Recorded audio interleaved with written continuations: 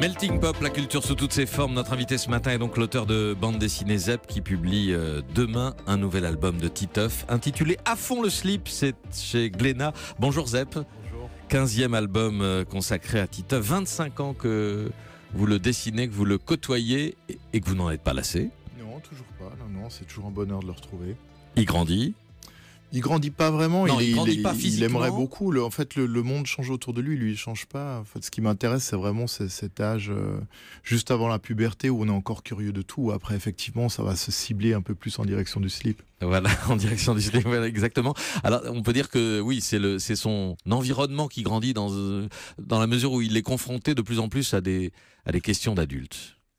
Oui, en fait, dès le départ, le personnage, l'idée du personnage, c'était de poser un regard enfantin sur le monde des adultes et mettre un peu en échec les explications qu'on a en tant qu'adulte, qui sont souvent un petit peu bancales, et d'avoir un personnage comme ça, à la fois candide, mais curieux et qui lâche pas le morceau.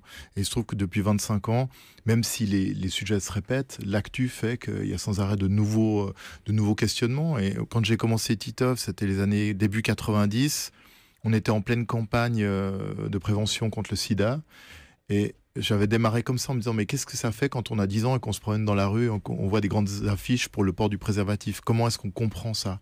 Donc voilà, c'est de quelle manière on décrypte le monde quand on a 10 ans. Et aujourd'hui, il est question de migrants, d'islam radical, de pédophilie. Enfin, il y a des choses comme ça qu'on trouve dans les histoires courtes de ce nouvel album de Titeuf.